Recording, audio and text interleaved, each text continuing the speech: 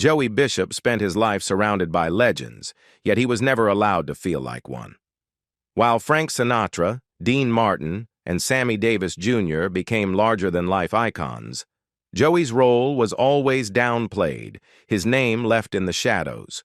And when his health began to fail in his later years, his words in one of his final interviews pulled back the curtain on what he had carried with him all along. What he revealed was not the glamorous memory of the Rat Pack, but the painful truth about betrayal, regret, and a career that never gave him the recognition he deserved. A childhood of hardship and humor. Joey Bishop was born Joseph Abraham Gottlieb on February 3, 1918, in the Bronx, the youngest of 5 children in a Polish-Jewish immigrant family. His father repaired bicycles, his mother kept the home, and when Joey was just a baby, they moved to South Philadelphia. South Philly was tough but full of life, where humor helped people get through hard times. Joey quickly picked up the habit, mimicking neighbors and actors like Edward G. Robinson and Jimmy Durante, turning everyday struggles into laughs. School wasn't his strength, and he left at 18, working odd jobs but dreaming of comedy. By the late 1930s, he joined 2 friends to form the Bishop Brothers, taking the name from their driver.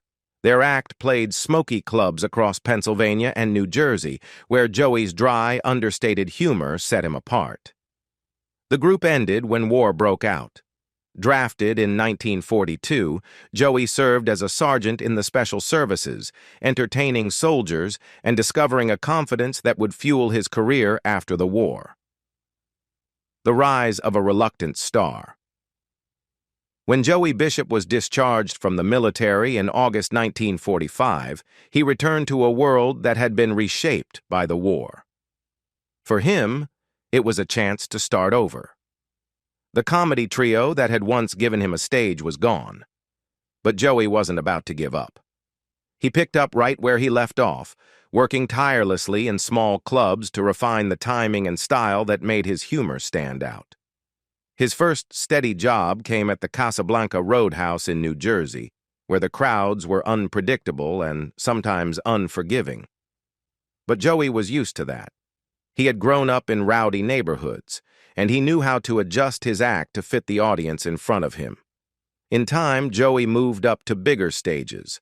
By the late 1940s, he was performing in New York City, first at the Greenwich Village Inn and then at the famous Latin Quarter nightclub. The pay was a leap forward, about $1,000 a week, and it was proof that he had transformed from a neighborhood entertainer into a professional comedian with real momentum. Unlike many comics who leaned on exaggerated slapstick or insulting humor, Joey relied on dry delivery, quick wit, and a straight face. He didn't need to be loud to get a laugh. His subtlety made his punchlines even sharper. Television was just beginning to take hold of American culture, and Joey knew it was the next frontier.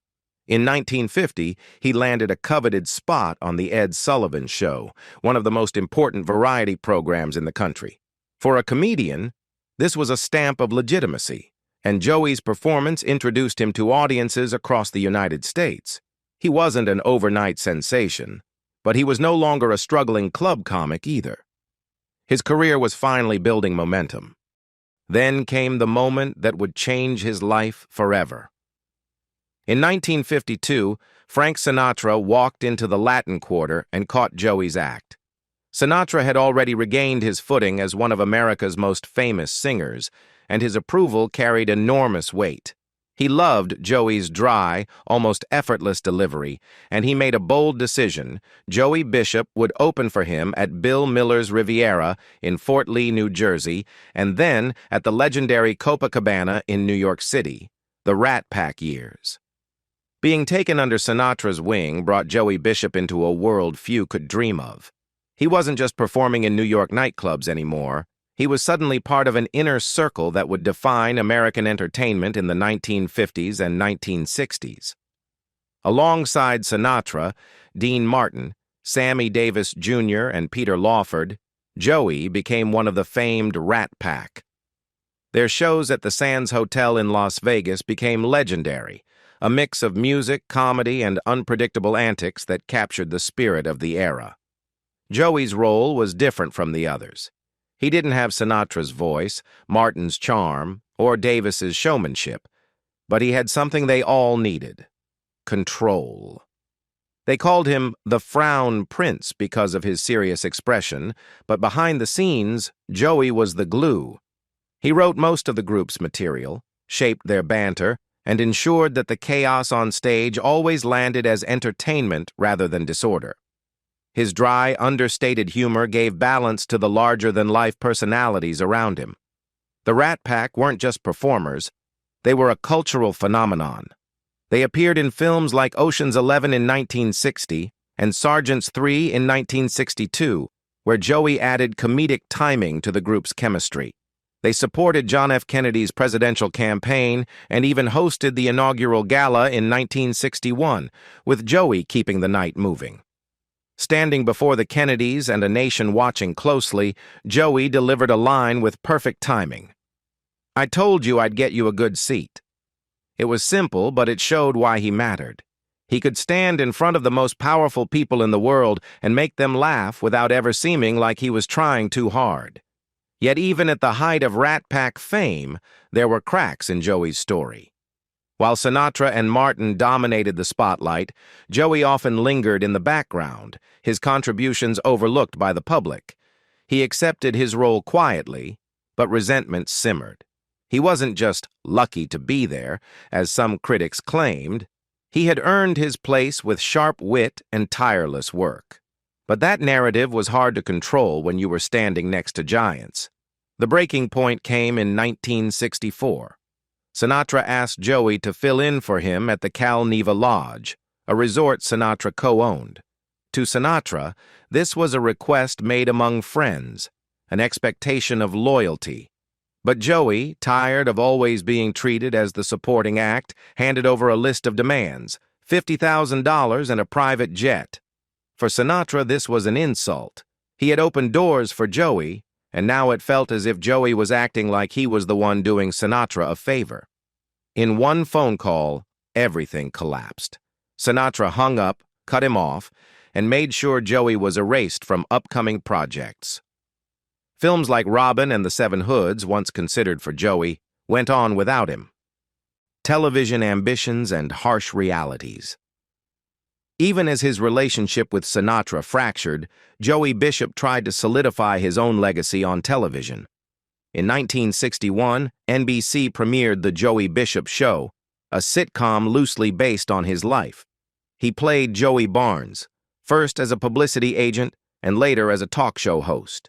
The series ran for 123 episodes over 4 seasons, moving from NBC to CBS, and featured Abby Dalton as his on-screen wife. Though not a breakout hit, the show made Joey a recognizable face in American households, proof that he could carry a project on his own, even if the ratings never reached the heights he hoped for. Television executives still saw potential in Joey's dry humor and steady presence.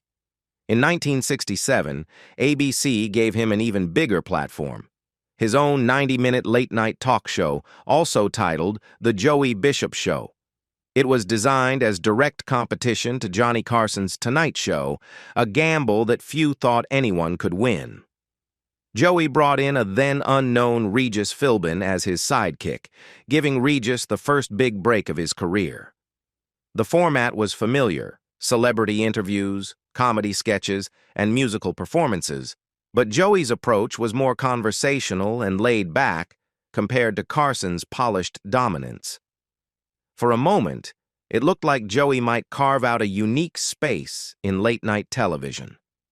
Members of the Rat Pack, Dean Martin, Sammy Davis Jr., and even Peter Lawford, would sometimes drop in, lending the show an air of star power. But ratings were another story. Carson's audience was deeply loyal, and despite Joey's efforts, most viewers weren't willing to switch. Behind the scenes, there were whispers that Carson's team actively discouraged big-name guests from appearing on Joey's show, ensuring it would never become a true rival. Joey tried every tactic to keep attention. In July 1968, Regis Philbin stunned viewers by walking off the show live on air, saying he felt network criticism and pressure were making him a burden. Headlines exploded with speculation, only for the truth to come out later. The stunt had been orchestrated by Joey himself to boost ratings. It worked temporarily, with curiosity drawing in new viewers, but the momentum quickly faded. The long decline. The end of his late-night talk show marked a turning point in Joey Bishop's career. By the early 1970s, television had moved on, and the comedy landscape was changing rapidly.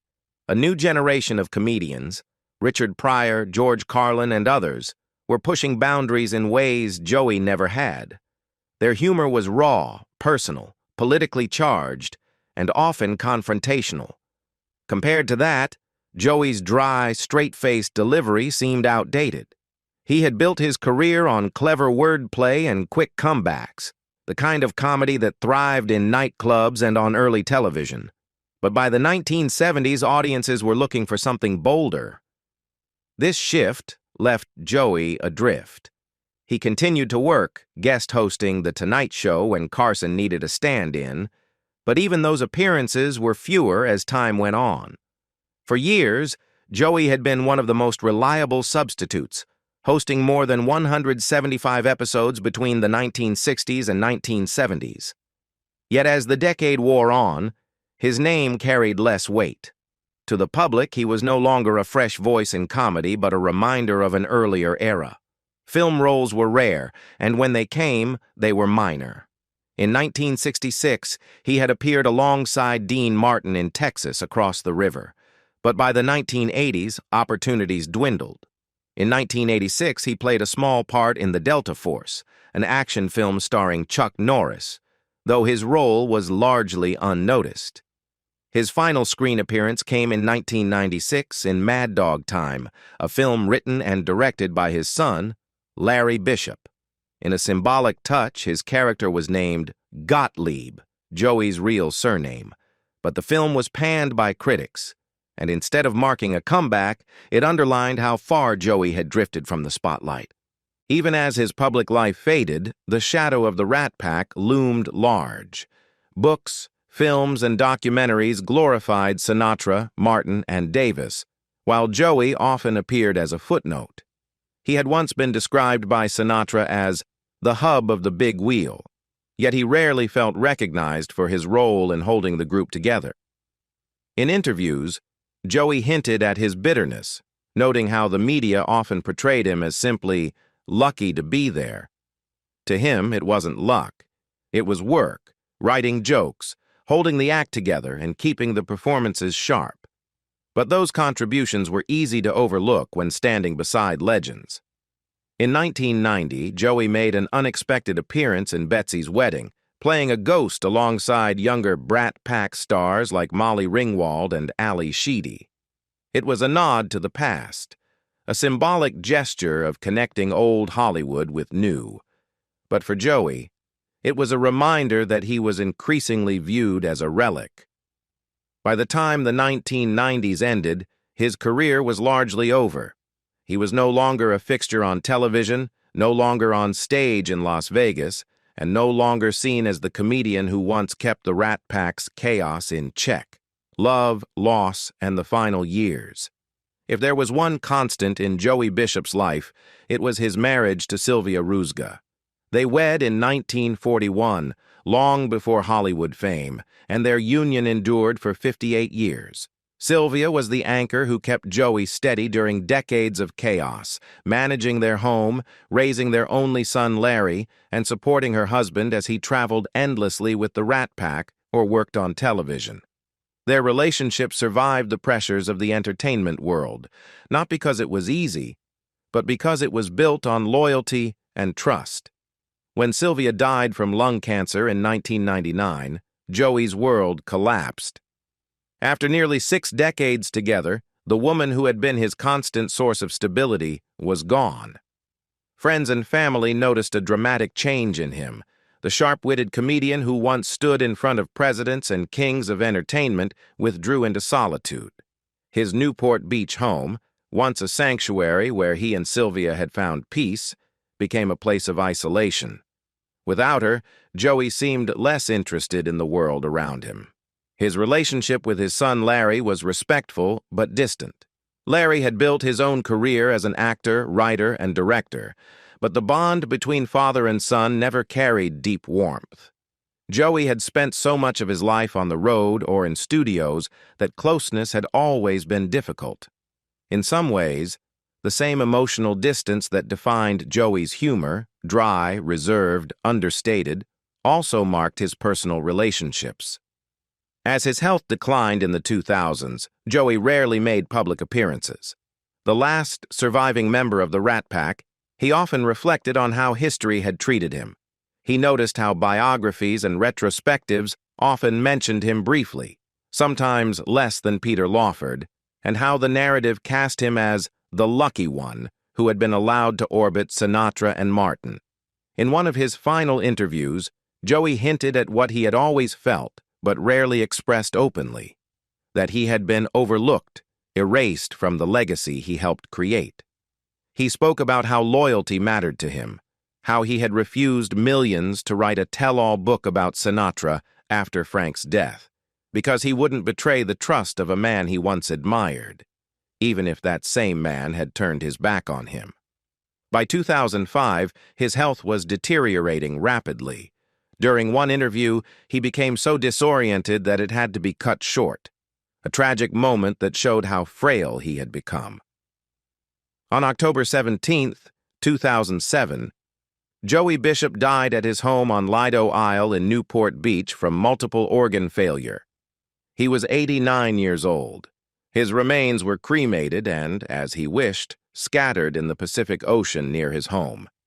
In 2009, 2 years after his death, the Broadcast Pioneers of Philadelphia posthumously inducted him into their Hall of Fame. It was a gesture of recognition, though perhaps too late for a man who had spent his life feeling overshadowed. Joey Bishop's story is one of loyalty, betrayal, and the heavy cost of being the quiet force in a world that only rewards the loudest voices. His humor shaped the Rat Pack, yet his name was too often erased from its history. Do you think Joey Bishop deserves more recognition for his role in Hollywood's golden era? Let us know in the comments below. And don't forget to like this video and subscribe for more untold stories of the stars history tried to forget.